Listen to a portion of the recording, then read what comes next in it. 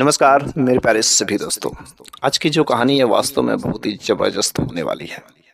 तो एक बार की बात है कि एक जगह में एक सेठ रहता था। सेठ, उस सेठ के पास किसी चीज की कोई कमी नहीं थी। सेठ के पास धन दौलत, जो घर बना था, वाकई अगर कोई घर को देखता तो देखता ही रह जाता।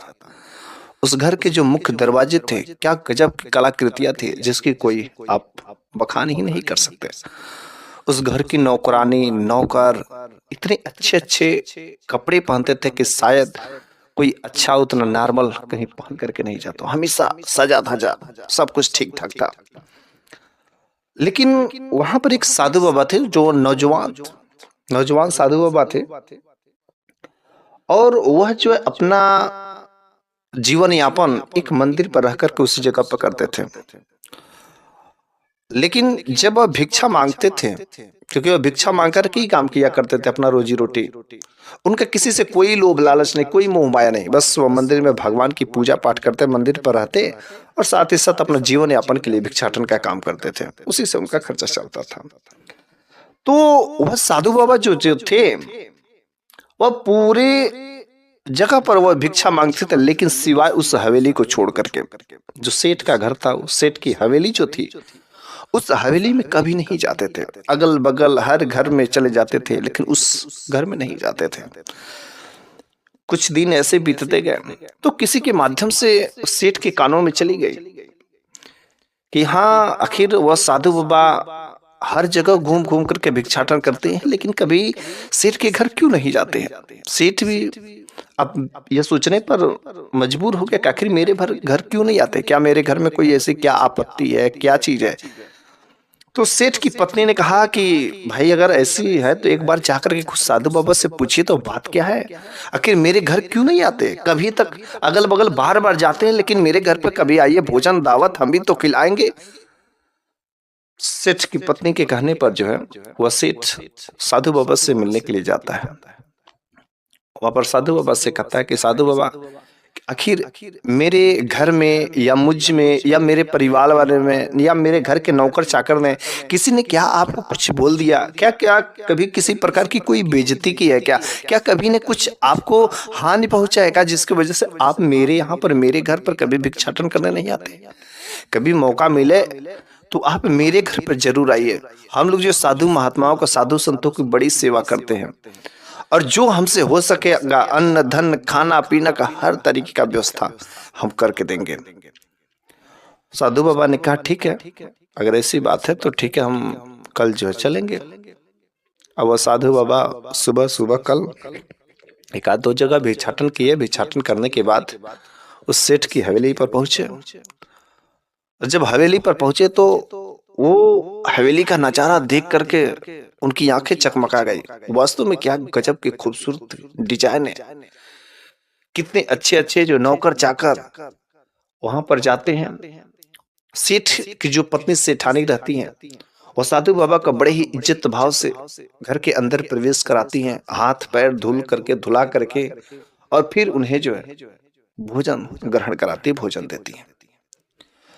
वो साधु बाबा वहां पर जाकर के क्या गजब का दृश्य देखते हैं कि जो सेठानी थी,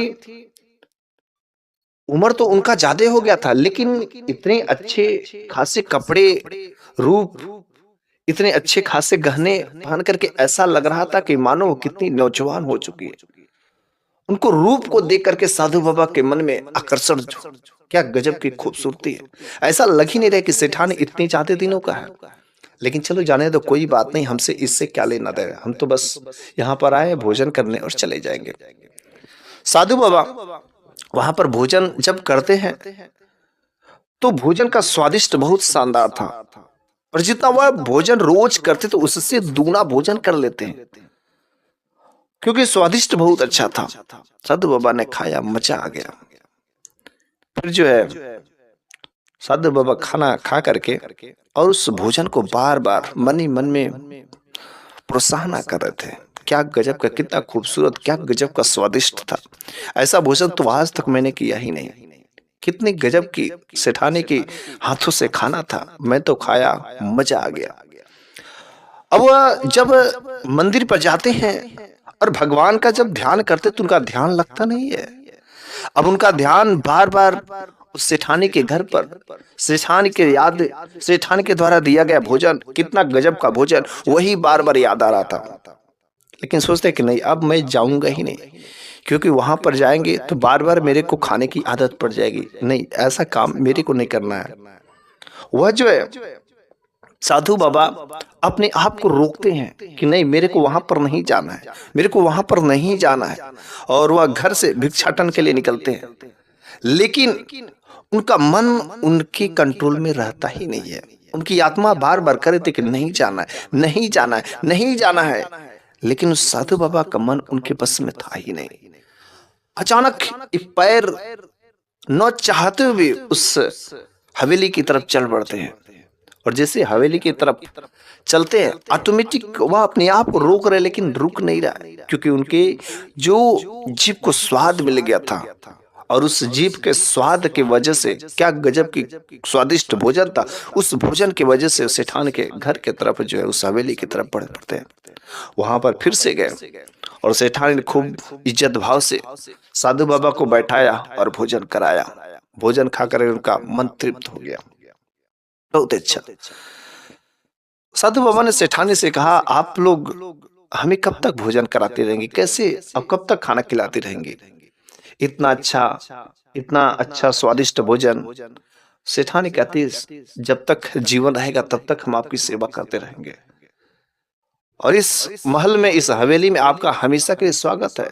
मैं तो कहता हूं कि आप मंदिर पर रहिए, नहीं तो आप मेरे घर पर ही रहिए, मेरे हवेली में रहिए, और यहीं पर आपको सब कुछ का व्यवस्था किया जाएगा। और यह बात जो है साधु बाबा के दिमाग में बैठ जाती। अब कहीं पर वह भिक्षाटन करने जाते ही नहीं है, जाते मंदिर में, अब ध्यान लगाते तो लगता ही नहीं। अब भगवान पर उनका ध्यान 1% नहीं रहा, भगवान से ध्यान लगता ही नहीं। जब आंख बंद करते तो सेठानी याद आ जाती, जब आंख बंद करते तो हवेली, जब आंख बंद करते तो भोजन की याद आती, और तुरंत चले आते, बस बिना किए भी आराम से खाना मिल जाता था। और इस तरीके से काफी दिन बीतते गए, और इधर जो साधु बाबा जो थे, अच्छे खासे खाना पीना होने के वजह से उनका शरीर जो बिल्कुल सुडौल बनता गया, अच्छे अच्छे कपड़े भी पहनने लगे, क्योंकि हर प्रकार की व्यवस्थाएं वहां से मिलने लगे। लेकिन एक बार वह साधु बाबा नदी पर स्नान कर रहे थे, और स्नान करने जब गए थे तो उसी रास्ते से सेठानी जो है अपने नौकरानियों के साथ गुजर रही थी। तब तक सेठान की नजर जो है साधु बाबा पे पड़ गया। सेठान उस साधु बाबा के बदन को देख करके उनके भी मन में कुछ अलग प्रकार की जागरण उठी, लेकिन वो किसी से कही नहीं, और फिर जो है घर पर चली आती है। लेकिन गजब की बात तब हो जाती है कि उस दिन साधु बाबा कहीं पर चले गए रहते हैं, और देर शाम को आते हैं। जब देर शाम को आते हैं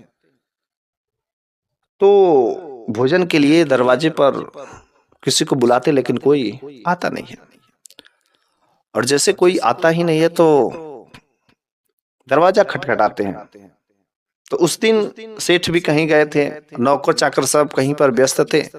सेठान को आवाज से पता चलता कि शायद कोई बुला रहा है, और जैसे ही सेठान आती हैं दरवाजा खोलने के लिए, तो दरवाजा खोलते ही ऑटोमेटिक उनका पैर स्लिप कर जाता है और वह गिरती है, और जैसे ही गिरती है उस साधु बाबा के बाहों में आ जाती है। और जैसे ही साधु बाबा के बाहों में आ जाती है, साधु बाबा उसे पकड़ लेते हैं। जैसे उसे अपने बाहों में पकड़ते हैं, दोनों में आंखों से इशारा हो जाता है। वैसे भी साधु जो भगवान की भक्ति में अपने आप को मन लगाना चाहिए, लेकिन अब उनका मन लगता ही नहीं है। अब उनका ध्यान कहीं और चला गया था। अब दिन रात उनके बस आंखों में बस सेठान के चेहरा याद आता था, सेठान याद आते थे, उनके प्राण में बस गई थी सेठान। और उधर सेठान को भी वो साधु बाबा जो अच्छे लगने लगे थे। फिर दोनों ने एक दिन प्लान बनाया, कुछ ऐसा किया जाए जिससे हम लोग की हम बिस्तरी जो है हो सके, कुछ काम हो सके। उनके अंदर का जो मिलन अब आग बबूला हो रही थी, तो एक बार सेठ गए थे नदी पर स्नान करने। जब सेठ नदी पर स्नान करने गया था तो इस साधु बाबा को मौका मिला, और सेठ का जो कपड़ा था, अच्छे अच्छे कपड़े जो थे, पगड़ी थे, सब कुछ वैसा ही रूप बना करके सेठ का कपड़ा लेकर के पहन लिए और अपना वस्त्र वहीं पर छोड़ दिए। और जैसे ही वह अपना वस्त्र छोड़ दिए, वह बाहर ही पूरा अच्छे से वह रूप बना करके और हवेली में चला आया। अब बस हवेली में आए और सेठानी के साथ आराम से सुहागरात वाली हर तरीके से मजे किए। लेकिन शाम होते ही वह सेठ जो है, अब उसके सिवाय दूसरा कोई वस्त्र नहीं था, वही साधु वाला वस्त्र पहन करके आए। दरवाजा खटखटाया, तो दरवाजा खटखटाया तो तुरंत सेठानी आती, क्योंकि सेठानी को पता था, लेकिन वो सेठानी अपने पति को धोखा दे रही थी। और जैसे ही दरवाजा खुला तो कहते कि कौन? तो कहते अरे तुम मेरे को नहीं पहचानती, मैं तुम्हारा पति हूं, मैं सेठ हूं। उसने कहा सेठ? अरे मेरे सेठ तो देखी मेरे बगल में खड़े। कहने अरे बहरूपिया है, बहरूपिया है, यह सेठ नहीं है, मैं असली सेठ हूं, मैं तुम्हारा पति हूं। वो कहते कि मैं कैसे मानूं, ये तो मेरे पति मेरे बगल में खड़े और तुम कहते हो अपने आप को। तो वह जो है अपनी बेटी के पास में जाते हैं, कहते कि बेटी देखो ये पहचान नहीं रही तुम्हारी माँ। बेटी भी कहती है पापा कौन है मेरे को नहीं पता है, मेरी माँ जिसे अपना पति मानती है वही मेरे पापा है। और इस तरीके से सब लोग यही बात कहते हैं कि मालकिन जिसे अपना पति कहती है कि वही हम लोगों के मालिक है। बेचारा बड़ा ही हैरान होता है। फिर वह उदास होकर के वहां से लौट जाता है और वह उसी भगवान के मंदिर में चला जाता है। लेकिन जब भगवान के मंदिर में चला जाता है तो उसे मन ही मन सोचता है, विचारता है आखिर क्या है। लेकिन जब उस वस्त्रों को ध्यान से देखता है जो वह कपड़े पहन रहे थे, तो याद आता करे ये तो वही साधु बाबा का वस्त्र है जो हमारी हवेली पर हमेशा जो खाना खाने आते थे। कहीं उसी ने नहीं तो रूप बदल करके मेरी सेठानी के साथ में ऐसा काम कर रहा है। इसके लिए वह जो है एक प्लान बनाते हैं, और जब प्लान बनाते हैं तो एक बार वह जो साधु बाबा सेठ बना था धोखे से, वह कहीं जा रहा होता है।